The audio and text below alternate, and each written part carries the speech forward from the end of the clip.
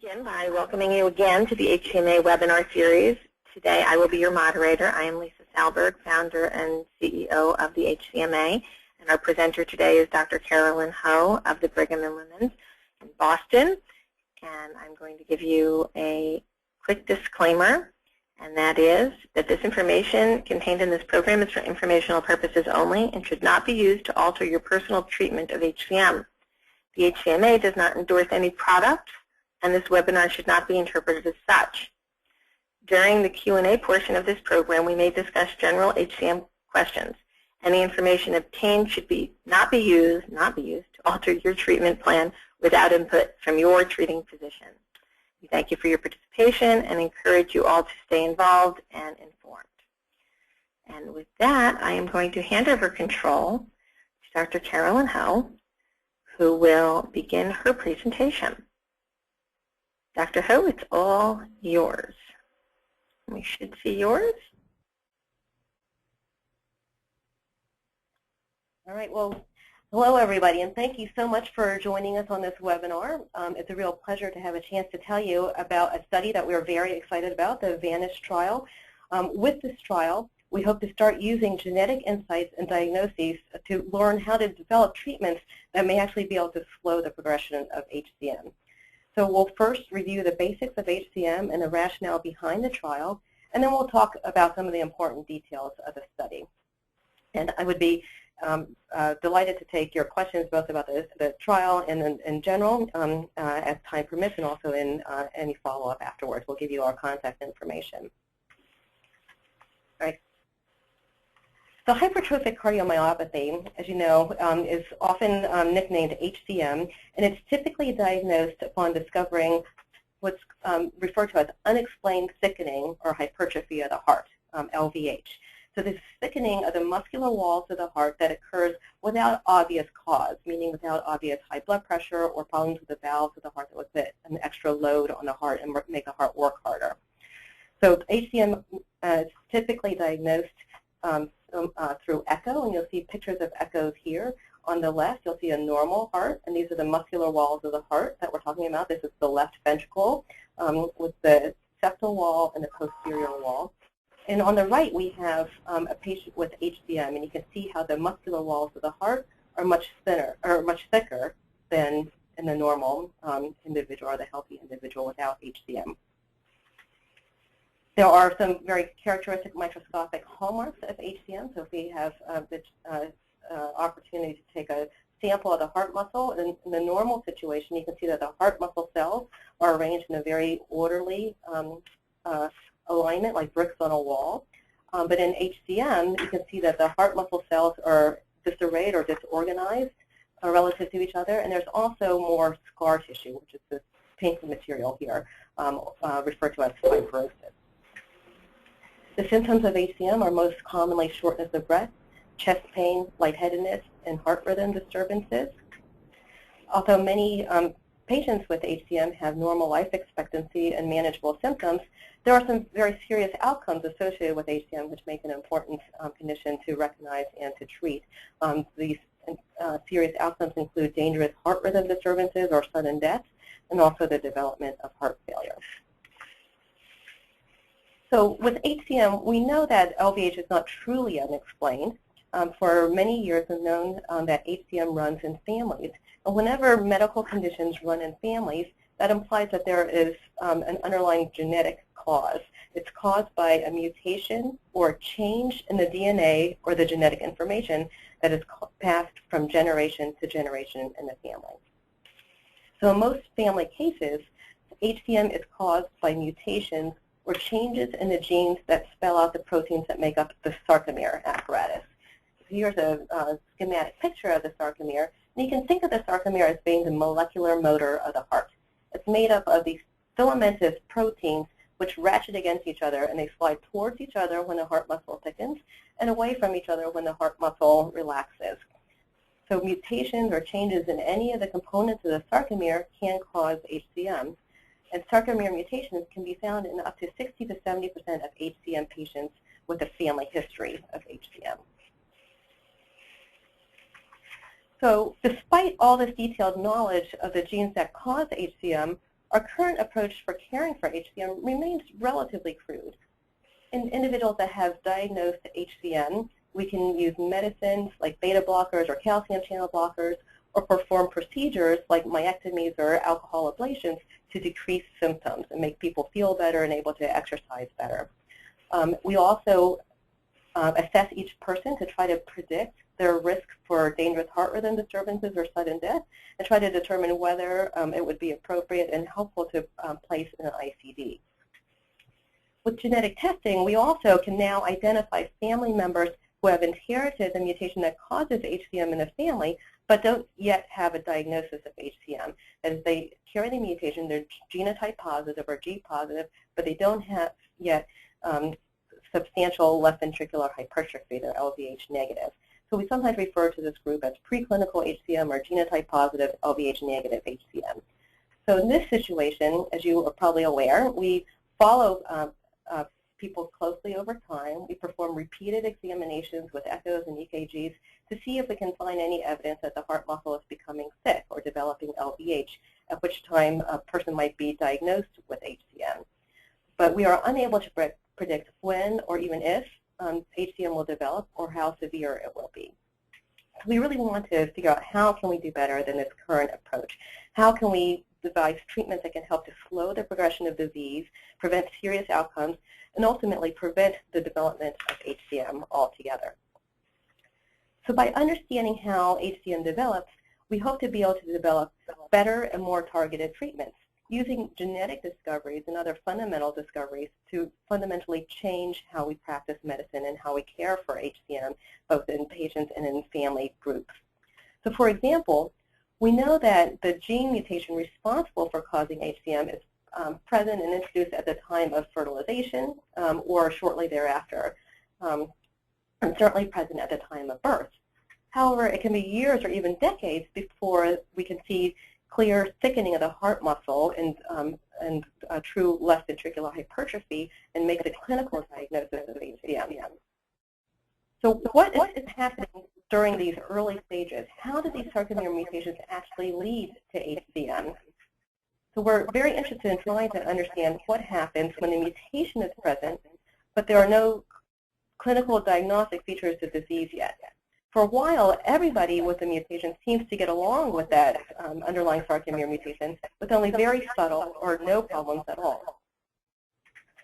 So how can disease progression be interrupted? Well, there are a couple of ways that we can try to go about looking at this. We are interested in trying to understand how sarcomere mutations cause HCM and have used mouse models of disease to sort this out. So these are experiments that were done in the laboratory of John and Christine Seidman here at Harvard Medical School. So the one model that they've come up with is that the sarcomere mutation actually causes the heart to beat more forcefully and can activate this master molecule called TGF-beta. So TGF-beta plays an important role in turning on signals for cells called fibroblasts to be,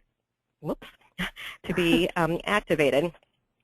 And fibroblasts are the cells in the body that produce scar tissue.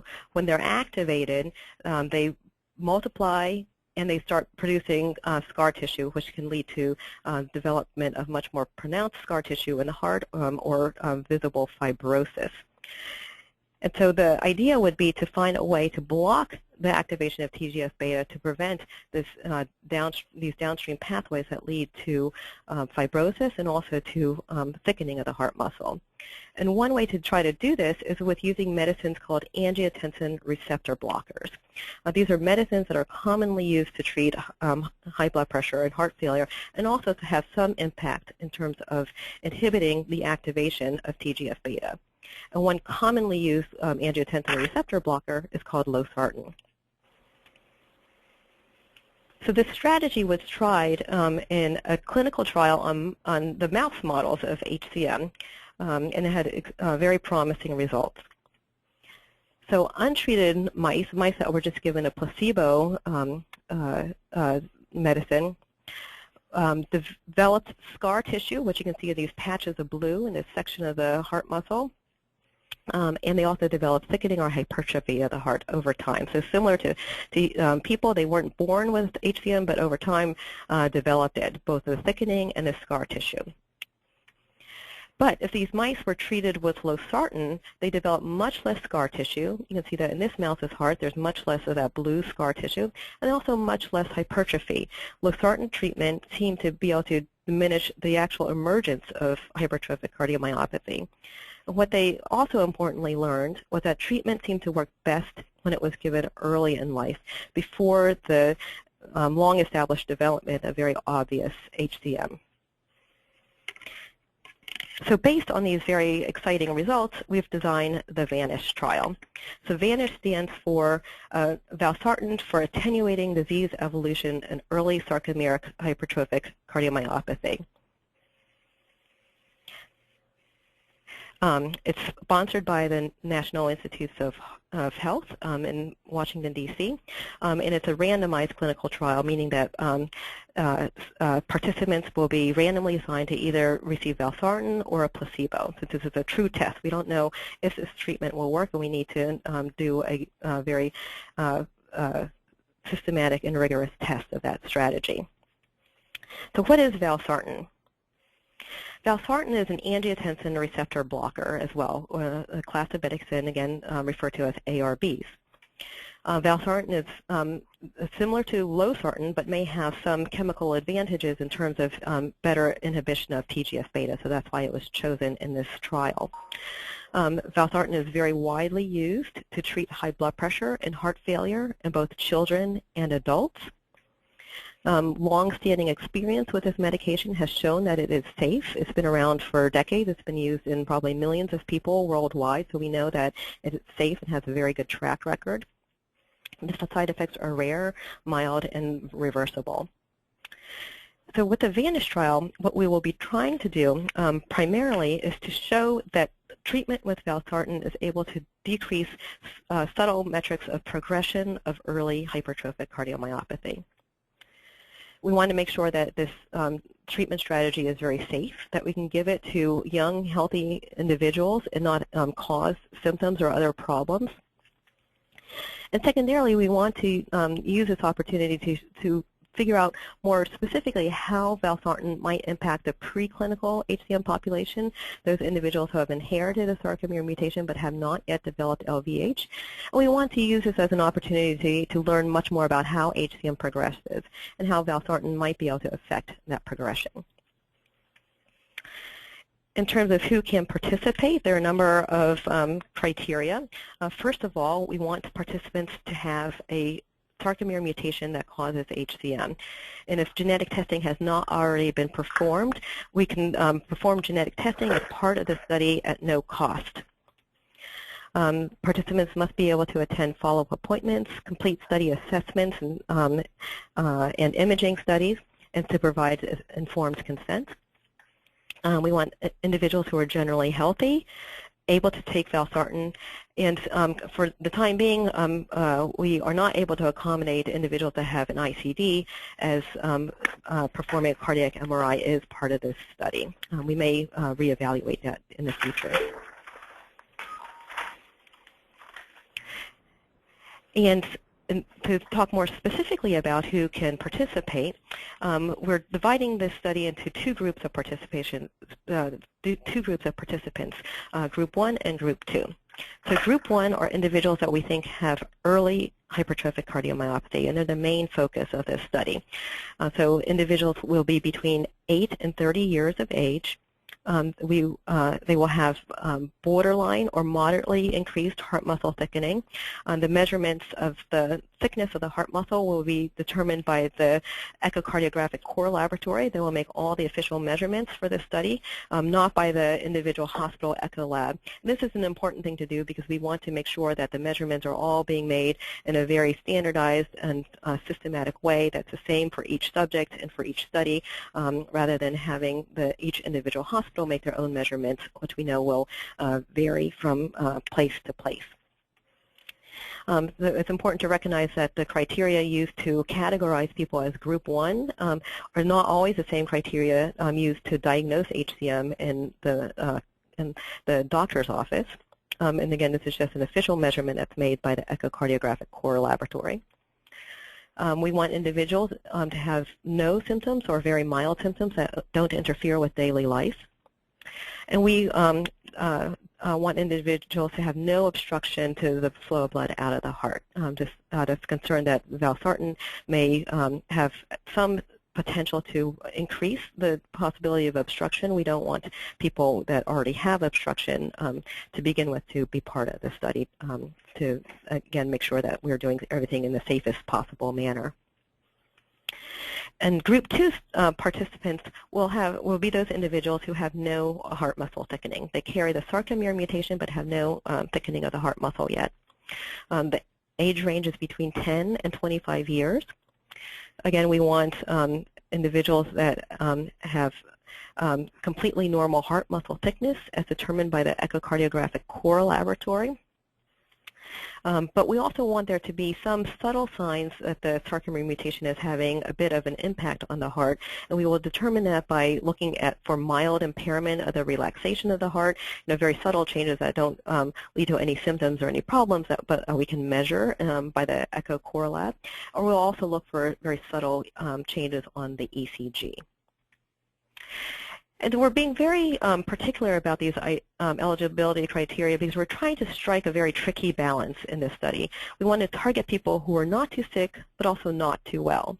And what we mean by not too sick are people that might have severe symptoms, severe obstruction, or severe left ventricular hypertrophy, because we feel that this type of treatment strategy, this strategy to try to modify disease progression, may not be able to reverse changes of HCM that are already too well established and too far along in the disease process. And we also don't want to include people that might be too well. So these are individuals who may have no evidence of even subtle changes to the heart related to the sarcomere mutation. And that's because we think that it is unlikely that anything will actually happen to these individuals within the 2-year time frame of the study, with or without treatment. So if they are included, they might mask a treatment effect or the ability to detect any differences that we might see just as part of the regular progression of disease. So again, trying to strike this delicate balance between people that are not too sick and not too well. So what is involved in the study? It will involve taking a study medication twice a day for 2 years. There would be 3 or 4 in-person visits to the study site. One would be done at the time of enrollment to look at baseline information. There would be a quick checkup at 6 months for participants that are in Group 1.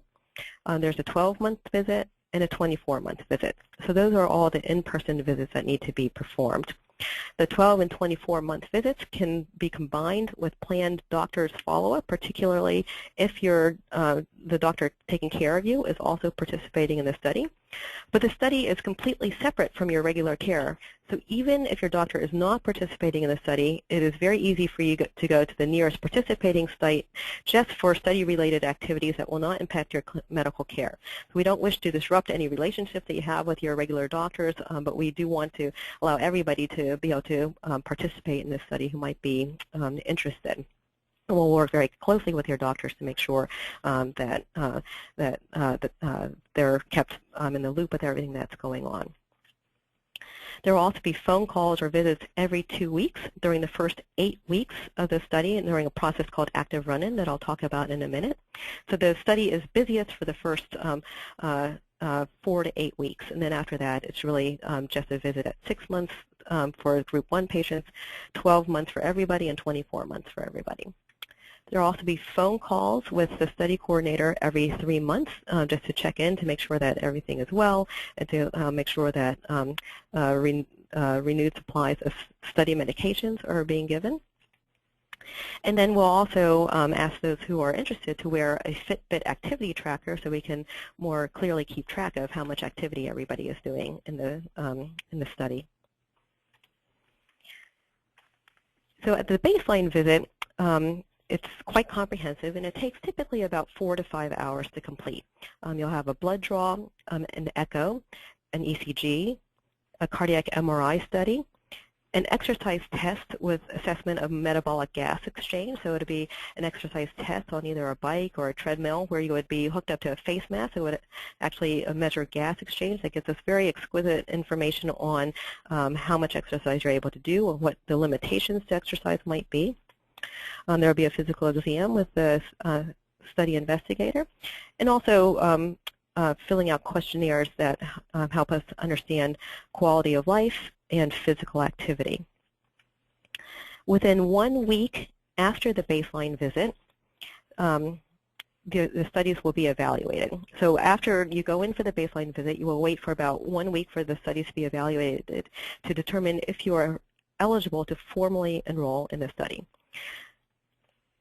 The site investigator will look at the EKG to see if there are any subtle changes, and will ask the echocardiographic core laboratory to measure left ventricular wall thickness to determine if a subject would fall into group 1 or group 2. Evaluate the echo for evidence of obstruction, again to make sure that we are safely doing this study on everybody, and assess the heart's relaxation function. At that time, we would be able to determine whether a person is eligible or not eligible to continue into the formal study. If not eligible, we'd like to follow everybody in a registry, which would be just a formal way of tracking how you're doing based on information that your doctor will convey to us based on regularly scheduled appointments. The reasons that people may not be eligible would be if they are in the group 1 category, meaning they have some LVH that is actually beyond the criteria, so too much LVH, or if they are found to have obstruction to the flow of blood out of the heart. Or they might be in the group 2 category without sufficient changes in relaxation function or ECG. People that are found to be eligible will enter into what's called an active run-in, and that will take place over 4 to 8 weeks. So active run-in is a process to make sure that everybody participating in the study can safely and comfortably reach the target dose of the study medication. And this target dose is the highest FDA-approved dose of valsartan. And we want to do this before being enrolled in the trial. So the rationale behind this active run-in is that we believe, based on the animal models and what we know about how these medications work, we think that higher doses of valsartan are thought to be better than lower doses in terms of inhibiting TGF-beta and trying to enact the changes that we are hoping for to slow the progression of HCM. So we want everybody that participates in the study to be very comfortable on the target dose of medication. So everybody will start the study by taking valsartan twice a day, starting at a low dose and increasing the dose every 2 weeks to reach the target dose. You'll have phone calls and blood pressure checks before every dose increase to make sure that you're feeling well and that the blood pressure is not being lowered, because valsartan can have an effect in lowering the blood pressure. Interestingly, if people have normal blood pressure going into the study, it typically does not have much effect, although it can be quite effective in treating high blood pressure. Right before enrolling, when you've reached the target dose of valsartan, your blood work will be rechecked. And then if there are no problems with active run-in, you'll be formally enrolled in the trial. At that time, you will be randomly assigned to receive either placebo medication or valsartan, and then again, that will be continued to be taken twice daily at the target dose. So neither you nor your study team will know if you are taking valsartan or placebo, but your doctor can be told what you are taking if needed for your medical care. So after this baseline period and the active run-in period, subjects who are in group 1 will come back for a brief 6-month follow-up visit. This will consist of a physical exam only, just to make sure that all is well on the study medication. Everybody will return for a 12-month visit, which will take about 2 hours to complete. This will consist of an echo, an ECG, a blood draw, a physical exam, and questionnaires. And then everybody will return at 24 months. And this will be a repeat of the baseline visit, and it will take about 4 to 5 hours. And again, you'll have an echo, an ECG, blood draw, the cardiac MRI study, the cardiopulmonary exercise test, a physical exam, and questionnaires. So there are very minimal risks involved in this study. Valsartan is widely used and very safe. Side effects are quite rare and generally mild. The most common side effects are headache, dizziness, cough, and GI upset. There's also a very rare possibility that kidney function and potassium levels will change. And this will be followed closely for safety at the beginning of the trial, at the end of active run-in, and at the 12 and 24 months follow-up visits. The investigators at each site, as well as an independent data safety monitoring board, will be following this study very carefully to make sure that that there are no concerns with the safety of the participants. One thing that is not allowed is pregnancy because of the potential for birth defects associated with valsartan. It costs nothing to participate in this study. There's no charge for the study procedures. The echoes, the MRIs, the exercise tests will either be performed as part of your planned medical care and billed to your insurance in the usual way, or if they're performed only for research purposes, they will be covered directly by the study. So there will be no out-of-pocket expenses or any cost to study participants. Genetic testing can be paid for by the study if this hasn't already been done. And participants will receive a modest compensation at each visit for local transportation and parking expenses. And there are several centers around the U.S. and Canada that are participating with us, including in Boston, Brigham and Women's Hospital and Boston Children's Hospital, in Baltimore, Maryland, Johns Hopkins University, in Cleveland, Ohio, the Cleveland Clinic, in Cincinnati, Ohio, Cincinnati Children's Hospital, in Nashville, Tennessee, Vanderbilt University, in St. Louis, Missouri, Washington University of St. Louis, in Chicago, Illinois, the University of Chicago, in Ann Arbor, Michigan, the University of Michigan, in Toronto, both Toronto General Hospital for adults and the Hospital for Sick Children, in Denver, Colorado, the University of Colorado, and out in Palo Alto, California, Stanford University. And so again, you do not need to receive your care from any of these participating sites. If your doctor is not personally involved in the study, you're still very, very welcome to participate. We will not interfere with your medical care in any way, and we'll work very closely with your doctor to minimize the burden to you and also to keep everybody in the loop for the 2 years of study participation. You can contact us at any time. Our names are down here. I'm Carolyn Ho. That's my email address. Our study coordinator is Stephanie Harris. This is her email address and phone number. And finally, I'll just show a table, again, showing the participating sites and the doctors associated with the study at each of those sites. Okay, so thank you very much for your attention, and I'd be delighted to take any questions that there might be now. Okay, I am going to, whoops, I just lost my control panel here. Sorry, 1 second, guys.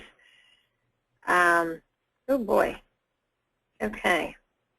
So Carolyn, thank you very much for that very informative presentation.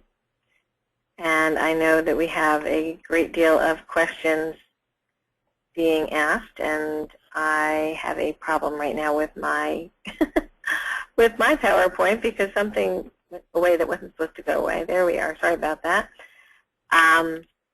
You had me so engrossed in this conversation, I lost track of the technical parts of this. Okay, so let's go to some quick questions.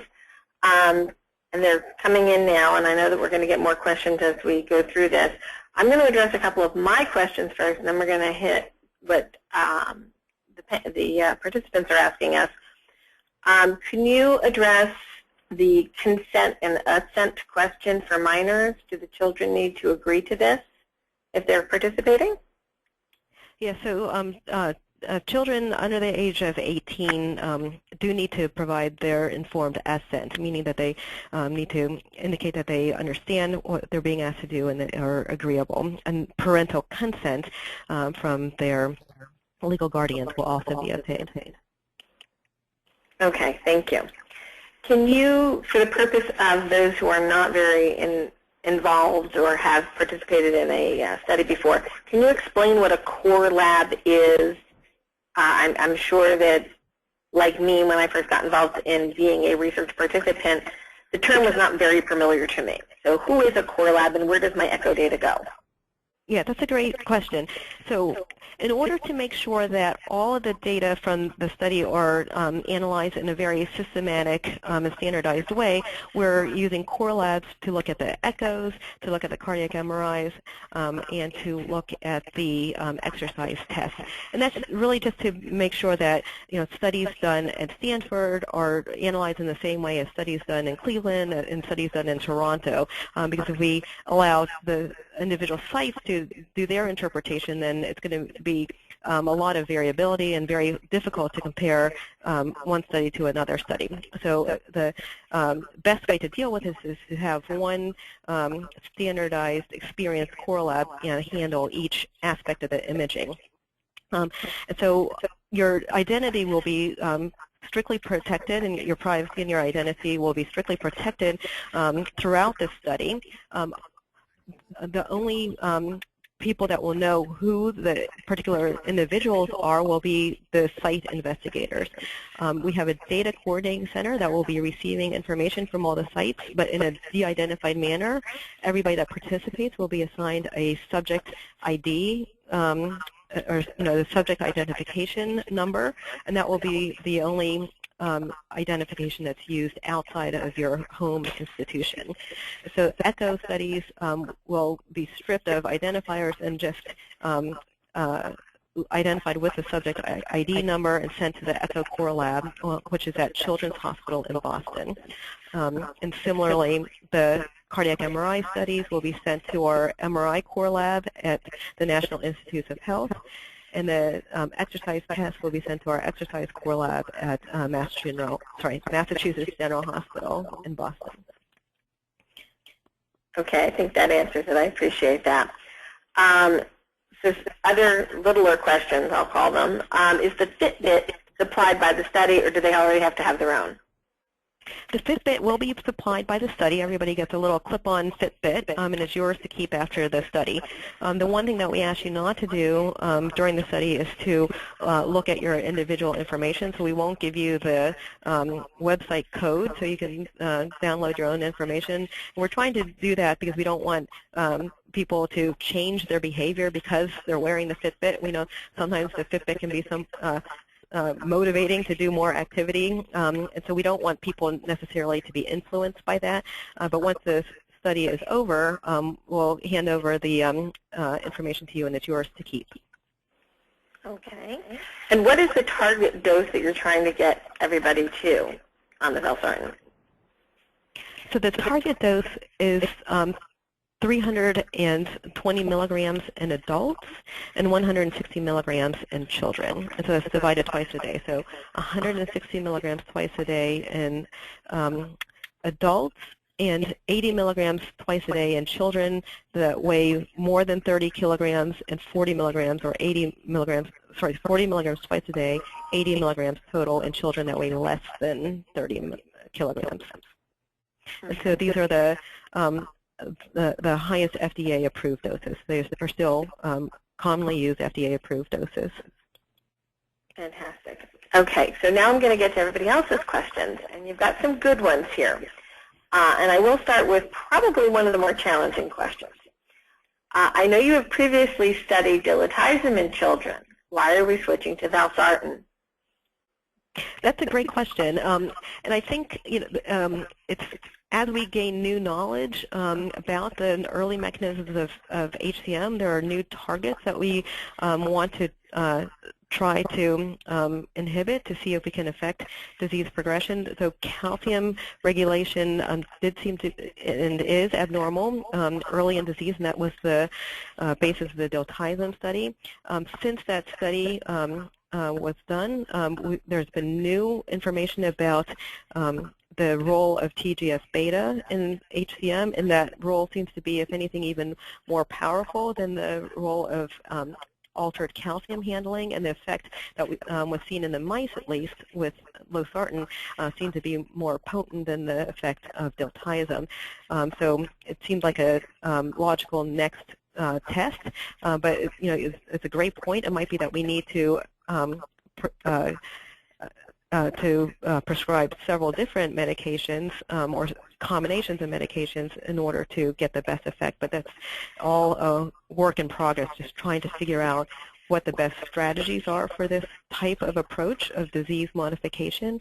It's a bit of a road to get there. But each incremental piece of information and each additional study is incredibly valuable in that process. Yeah, that was a good answer. I like that. Is there a potential risk of valsartan to increase hypertrophy? I thought I saw that in a written consent form, says one of our participants. We don't believe that there's any role that valsartan or any ARB plays in terms of increasing hypertrophy. They're often used in high blood pressure treatment where they've been shown that they can actually regress hypertrophy that's related to high blood pressure. And there's no evidence that I know of that valsartan would increase hypertrophy in HCM. In fact, quite the opposite. All the information that we have suggests that valsartan may help to reduce the development of hypertrophy. It's unclear whether it would be able to powerfully regress hypertrophy in established HCM, but that might be something that we can get some more information on with this study. Okay, this is another intriguing question. 2 years seems like a very short follow-up period. An observation and observed changes might be very limited. Is there a plan to follow participants beyond the 2 years? That's a great question, too, and we agree. If you think about the time frame of HCM, it can oftentimes play out over years and decades, so absolutely 2 years is a relative snapshot of time, but it's hard to conduct this type of study over much longer than 2 years. Extending studies for 5 or 10 years can become very difficult and unwieldy, and especially since this is, again, an early effort into testing the strategy, we want to have it not take too long, both in terms of what we'll learn and what we're asking participants to collaborate with. So we would love to keep following people over time, and that's one of the reasons that we develop this registry to accompany this study. So we'd love to be able to follow all study participants indefinitely, just again linked to your regular medical care, just having periodic updates of how things are going as you come back to see your doctor. The longer that we have to study people, the more that we'll learn about how things progress over time. Okay. Next question on that same line. What happens after the 2 years of participation in the study? Will you be told what your response was? Or is, or isn't? After the study is over, the treatment will stop. People can be told which group that they were assigned to. It probably won't be feasible to provide individual level results for every participant, but we can certainly, once we've had a chance to analyze the data, provide aggregate results of the whole study. Okay. I have HCM. Would my children qualify for genetic testing to see if they could participate in the study? Absolutely. So if there's a family that has HCM that hasn't yet had genetic testing done and would like to have that done and is interested in participating in the study, we can absolutely perform genetic testing as an initial and somewhat independent part of the study. We actually have a mechanism where the initial entry would be genetic testing only. If a sarcomere mutation is identified, then other individuals in that family that may qualify for the study can have follow-up genetic testing to see if they've also inherited that mutation, and they could enter into the trial. Okay. I have a really long question coming up, and unfortunately my font is really small, so for those of you who can watch me and I squint, I apologize. Okay. Some easier ones. We went over the study location, so we have that answered. And that'll also be, hopefully Dr. Ho can get me a list from that PowerPoint, and we can provide that to anybody who asks. We can have their phone numbers on there as well. That would be helpful. Hello, Joanne. And what studies are being done? What study have been done to suggest that this might prevent? Okay, well, we've kind of went over the hypothesis as to why we're using this particular agent, so that's been addressed already, Stephanie. Is there an opportunity to get placed on a registry if you were out of the age range desired?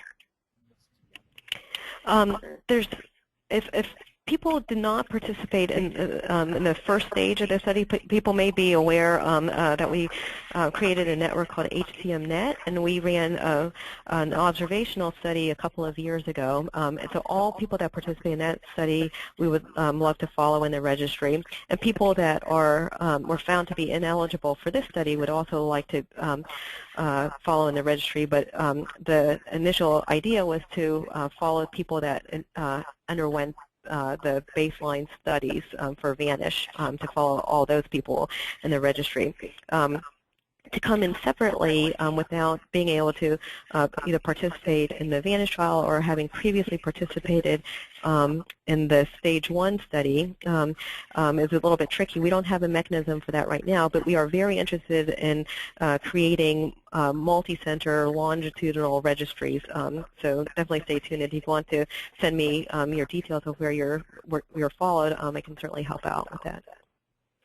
And I will echo that the HCMA is working on some similar platforms that you'll be able to participate in hopefully shortly. So stay tuned. We all have an interest in identifying what works and what doesn't and learning more about HCM, so we appreciate your interest in that.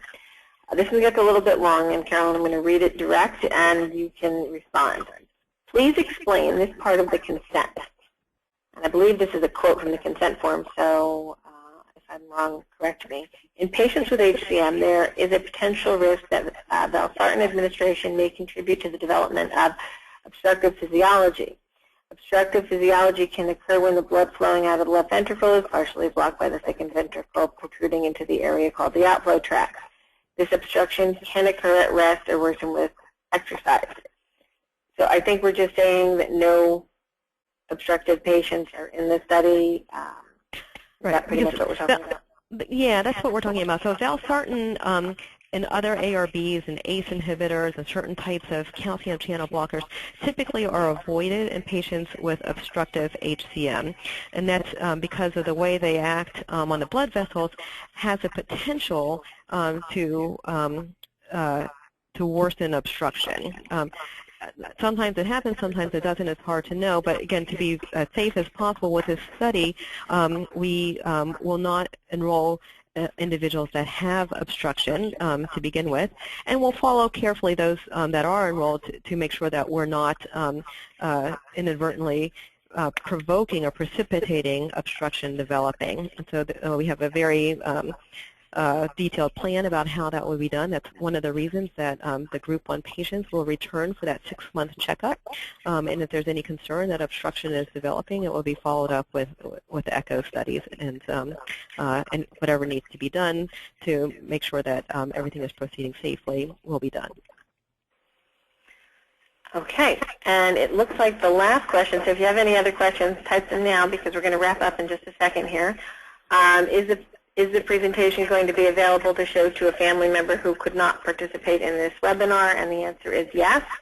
We have been recording this entire webinar, and once we have the opportunity to download it, do some editing, and then upload it to YouTube, it will be available on the HCMA YouTube site, which is YouTube/HCMA USA, and will also be linked on the HCMA website. And we do encourage you to share this link once it's available with all of your family members who might be qualified to participate in this study. And I knew that would solicitate a few more questions because that always does. We have, 5 or 6 more questions popping in, and we have a few more minutes, so we'll get to those. So if you have an ICD placed, you're not eligible. Doesn't that eliminate a lot of HCMers? Well, it's hard to know exactly what proportion of HCM. It's probably about 20 or 25% of people might have an ICD, so that's something that we'll continue to reassess as the study goes along. We do want people to be able to get a cardiac MRI study because that's one way that we can look at fibrosis in the heart. And since if you have an ICD, you cannot get an MRI study for the time being, we are not enrolling people that have ICDs, but we'll continue to look at that because we're very keen to make sure that we get as many people enroll as possible, and we're keen to do that in a short period of time, so we'll be looking at that carefully. Okay. Follow-up question to the obstruction. If obstruction occurs within the study, is it reversible? And I guess that's what we don't really know. So if the obstruction occurs as a result of being on valsartan, then we would anticipate that stopping valsartan will eliminate that component of the obstruction.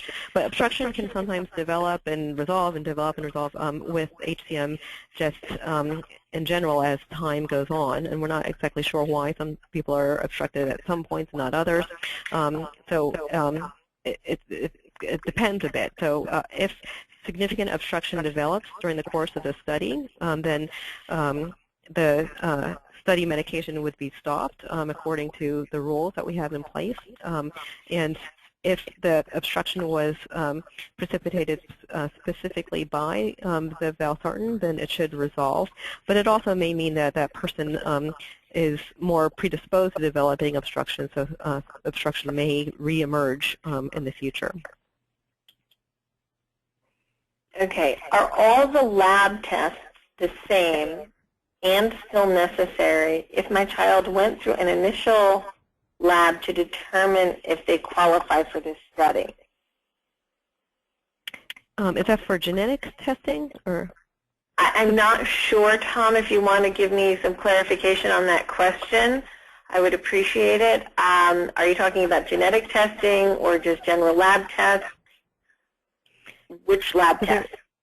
So there are a couple of different lab tests that are going to be drawn. One is going to be drawn and run at the participating site, and those will be safety labs, and that would be to look at the kidney function and the potassium level, and also to look at the troponin level, to look for any sense of injury to the heart. So those will be done at baseline and after finishing active run-in, and then also at the 12 and 24-month follow-up. There will be blood that's going to be collected to look at specific blood markers or biomarkers that will be done by the study for research purposes at the end of the study. And those will be done at the same biomarker core lab, again, to ensure standardization, and that will be just for the study purposes. And then genetic testing can be done by any of the commercial labs. We don't require that you have genetic testing by any specific laboratory, but the finding has to meet criteria so that we are reasonably confident that it is the cause of HCM in the family, rather than just being a DNA variant of unclear significance. Okay, so hopefully that answered the question. You did to a degree, but I'm going to ask a follow-up on it.